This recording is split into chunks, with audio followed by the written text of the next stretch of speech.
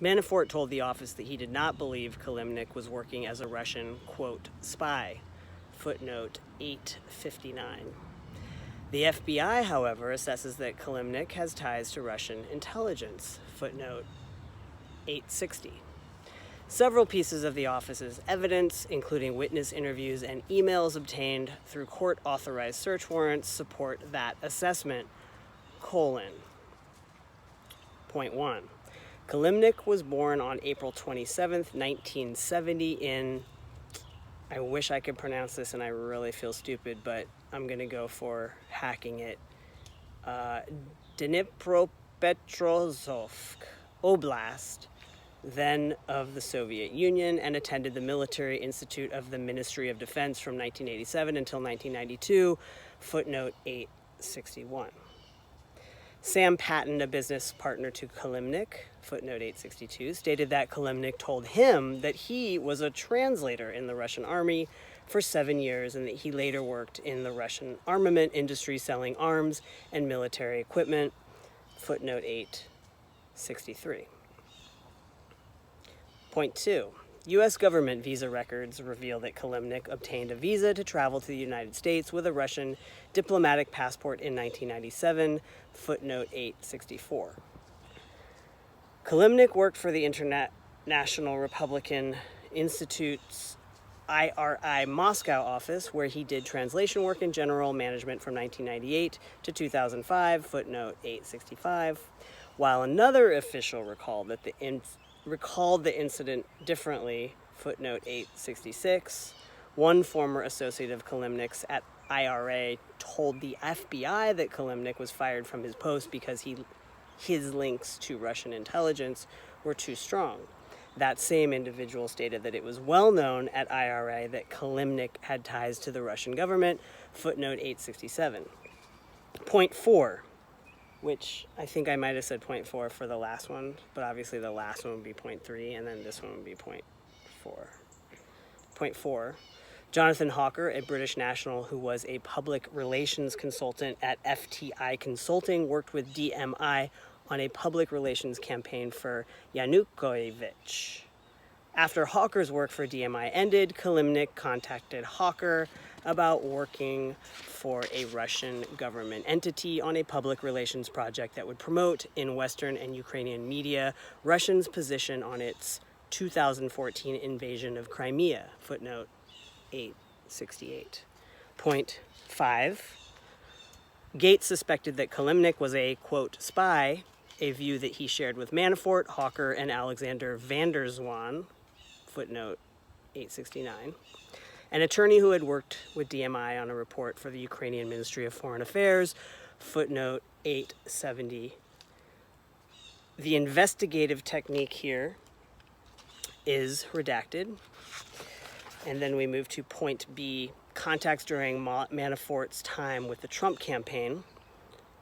Paul Manafort joins the campaign. Manafort served the Trump campaign from late March to August 19th, 2016. On March 29th, 2016, the campaign announced that Manafort would serve as the campaign's, quote, convention manager, footnote 871. On May 19th, 2016, Manafort was promoted to campaign chairman and chief strategist, and Gates, who had been assisting Manafort on the campaign, was appointed deputy campaign chairman, footnote 872. Whew, my arm's getting tired. It's kind of hot. Where are we? Thomas Barrack and Roger Stone, my favorite, both recommended Manafort to candidate Trump, footnote 873. In early 2016, at Manafort's request, Barrack, look what I did there, Barrack suggested to Trump that Manafort join the campaign to manage the Republican convention, footnote 874. Stone had worked with Manafort from approximately 1980 until the mid-1990s through various consulting and lobbying firms. Manafort met Trump in 1982 when Trump hired the Black, Manafort, Stone, and Kelly lobbying firm, footnote 875.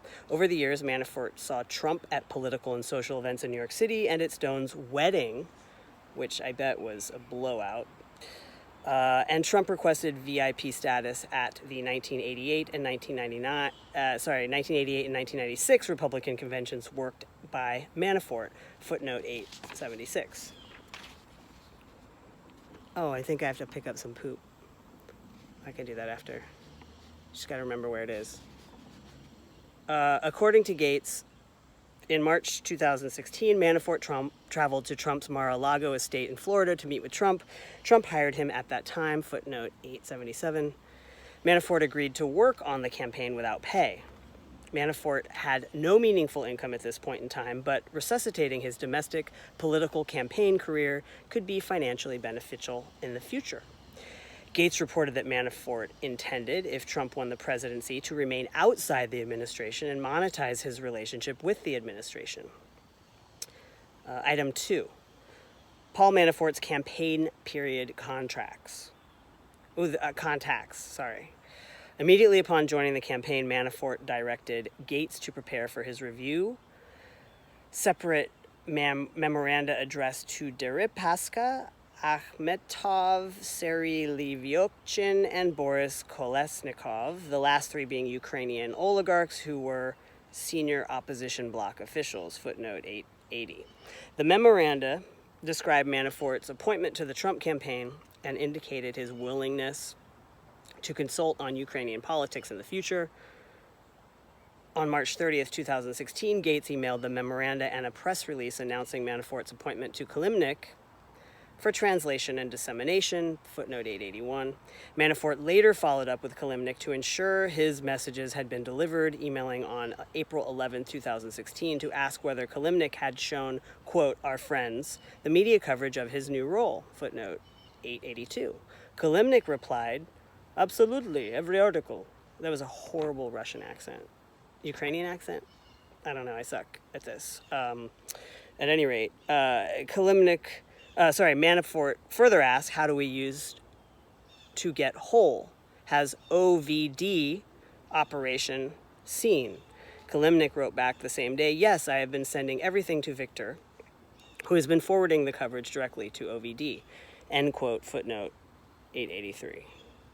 Gates reported that Manafort said that being hired on the campaign would be, quote, good for business and increase the likelihood that Manafort would be paid the approximately $2 million he was owed for previous political consulting work in Ukraine. That's footnote 884. Gates also explained to the office that Manafort thought his role on the campaign could help, quote, confirm that Deripaska had dropped the Pericles lawsuit and that Gates believed Manafort sent polling data to Deripaska as,